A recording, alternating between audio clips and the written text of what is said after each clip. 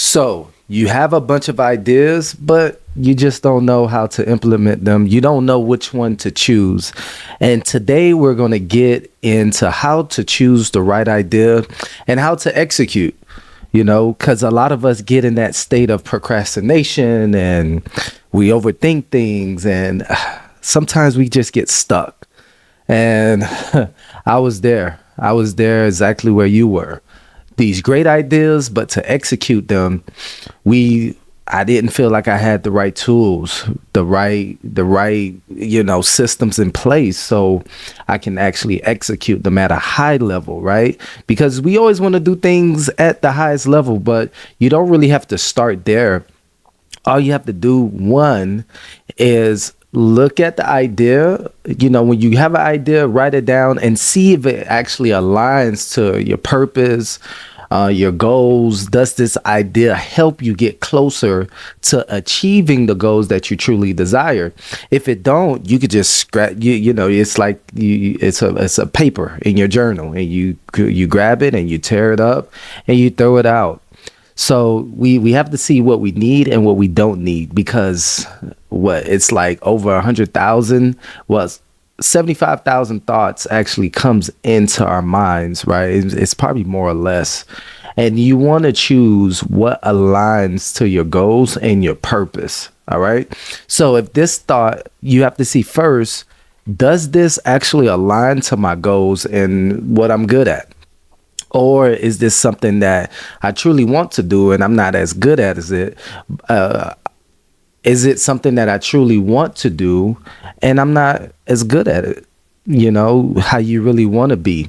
So these are things you must look into to see, hey, is this something that is aligned, or is this something I don't really need right now? Because I know that feeling of, man, this is a great thought. I want to hold on to it or get it done now. And it could just be a thought that you might implement in the future. It doesn't even have to be now, but we get caught up in the now. We get caught up in wanting to have things done now, and that could just take more time out of your day, and it could make you busy doing nothing. You're busy going nowhere. You're chasing your tail. And a lot of us are there right now. We are chasing our tails. So that's the first thing you need to look at. Does this align to my goals or purpose? Will this benefit me right now? Or is this more so a future thing where I can implement this in the future? So you got to dial that back. So that's how you clear up the clutter. And then another thing is, okay, does this even work? Could I actually do this? When you have a thought, you have to be real with yourself. Don't go into into so much hoping, and you don't have the tools, and you're not the person that you need to be to actually execute this. So you got to look at the tools. You got to see, you got to look at the tools. You got to see if you're able to execute this idea, because you don't want to just be one of those people that you got an idea, but you don't have the tools. You don't know if you're good enough, and you're trying to do it, and you're failing and failing and failing, and then you get discouraged and you stop. You have to be real with yourself. In this moment in time right now, who you are you able to execute this properly and efficiently how you want it? It doesn't have to be perfect, but are you able to at least get this thing up and running? Because if it's taking a lot of energy away from you mentally, where you're feeling drained trying to figure out the next step, you have to dial it back. That might not be something that you should be doing at this time. And then 3, you need to get feedback from people. I'm not talking about haters. I'm not talking about people that's always operating in a more negative space. People that you trust their feedback, people that you confide in. And once you do that, they will give you feedback to see if this is something that you should be doing as well. So you need to have these systems in place when ideas come, because it will save you so much time. I'm telling you, you could be doing something so small and it's generating a little success, and the idea that's so good, you're like, man, I could do that now. But then you take energy away from the thing that's actually working. So that slows down the process even more. And you start to feel like nothing is working. And it's this whole circus act of you just going through loops and hoops and doing tricks trying to get this thing to work. So make sure you have the right community around you, so that you can ask their opinion, and they'll give you their true feedback to see, okay, this is something that you should be doing. And do a little bit of research behind the idea. See if you can actually succeed in it, and who else is succeeding in this as well. It never hurts to do research. All right. So make sure you're doing the research and planning it out. So then you step into the phase of planning this idea. What does it look like from A to B? Okay, before you get to C, you need to know what the idea looks like into a plan. What is it going to take for it to come alive, and so you can be operating in this idea. We are just I'm telling you, you don't want to be doing the wrong thing at the wrong time. I've been there so much when I felt like I've done, hundreds of businesses and just small things, and all you need is that one thing that actually align to what you're doing, so you can grow. All right, because I remember this one thing. I'm not gonna say it was. We had to sell products and stuff. So with the selling the products, it was more so health products, and I was like, man, I'm doing something different. I got so caught up on me doing something different that I got stuck. Right, I got stuck saying, well, this thing I'm doing is different. This is what entrepreneurs do. And just because other people got success in it didn't mean I was going to get success, but I didn't understand that. I just kept at it and at it and at it for about 2 years. And, I probably got maybe 3, 4 sales.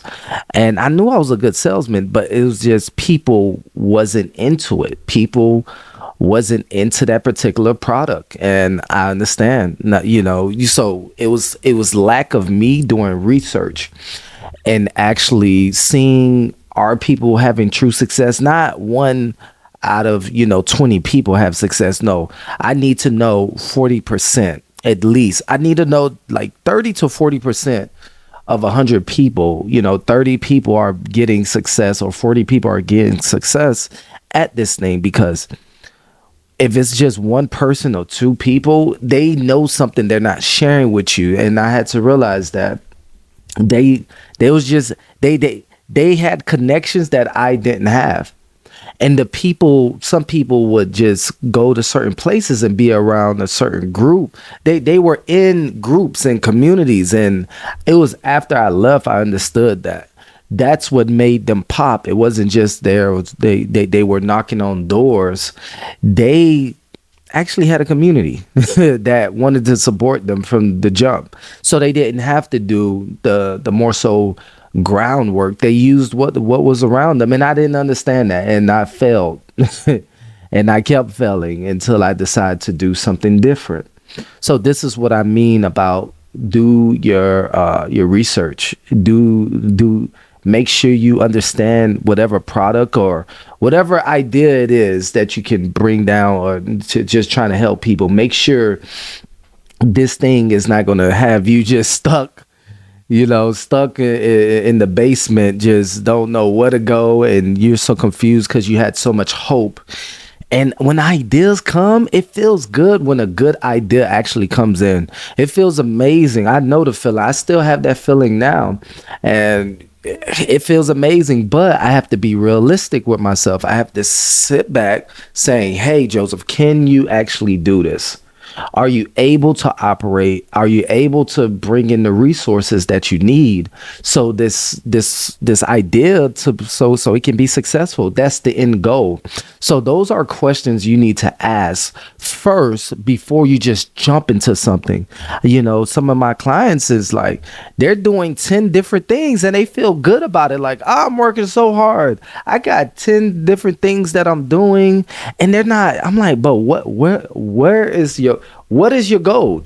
I need to know your goal. Because if your goal is to get to A to B, and you're doing A plus, A minus, A subtract, A add, A this, A that, that's too much. When you're supposed to build a bridge from A to B. If B is your next goal, you need to figure out what is the most simplest way, the easiest way that I can build a bridge from where I'm at now to where I want to be. And once you understand this, life will become easier in planning. So you're not going through so many hoops. Because it's good to do things sometimes that's hard. Because the saying is, if you do what's hard now, life will be easier later. But if you're frustrated, it's not hard. That means it's lack of knowledge, it's lack of information that you have about this thing that you're doing that you're getting frustrated in. So, boom, go back and research and see if it aligns. Don't just do something because everybody else is doing it. And you're like, well, I could put my own twist on it. You need to first see, okay, can I handle 3 months of this thing not working?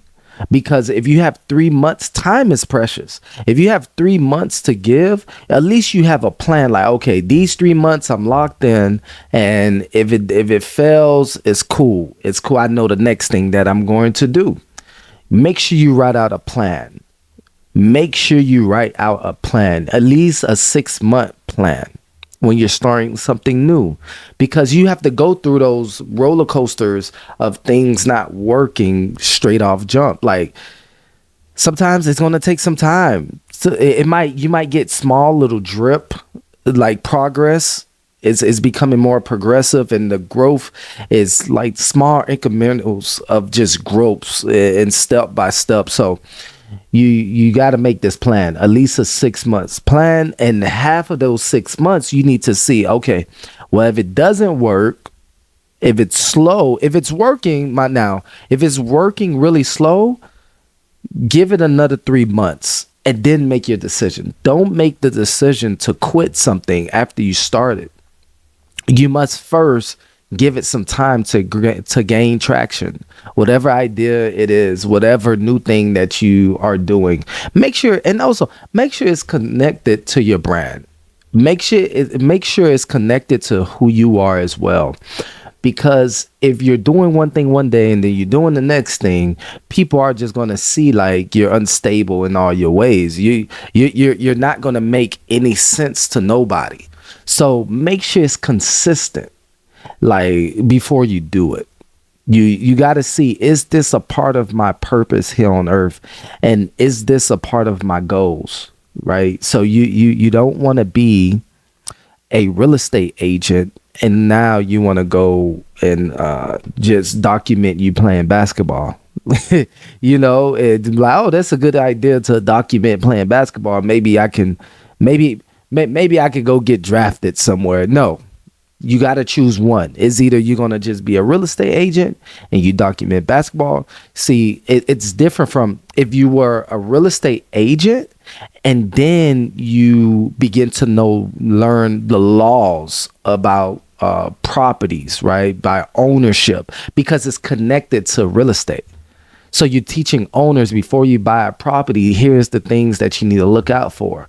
So those are the things that will align. That's not so different. So that's how you can truly choose what can work for you and what is a part of your brand, right? If you want to wear multiple hats, please wear multiple hats in your business, in who you are. Not just because you're kind of good at something, you're just trying a little bit of this, a little bit of that, and you gain some success from it. Okay. And the greatest thing that you can do as well is to have people test what you're doing after you created the plan and you got this idea flowing and you feel good about it. Make sure you test it out. Give if it's a product, if it's a service, if it's whatever that you do, whatever idea that you brought into this reality, make sure you get people to test it and get feedback from it. That's so important. You must get feedback because you got to cater to your clients. If you're a business owner, you got to cater to your clients. You got to cater to the consumer. So you have to see like, okay, well, this is working. Okay, so we can move forward. So get like 10 people to try out whatever you're doing, whatever idea it is. Just get 10 people and create you a study from those 10 people and then apply it. Once you maybe if 50 to 60% says yes, go with it. But if you get just 3 people that appreciate your product, you want it to be more people, 50 to 60 upwards to so you can move forward with it.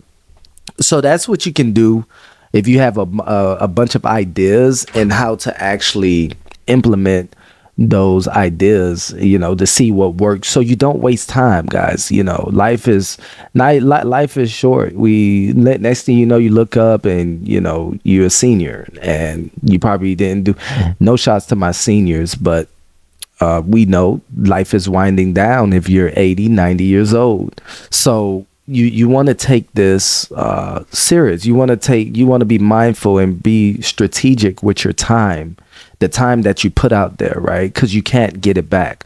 So it's best to just have a plan. And if something doesn't work now, don't stop yourself because you see something's not working in 6 months. You're like, oh, please don't go into complaint. You learn something from that. Always get the jewels from whatever you're doing, because you will never be upset. You will never be discouraged when you always look at the good in something. If you made your plan and you stuck to it, say, hey, I'm doing 6 months of this thing and I'm sticking to it.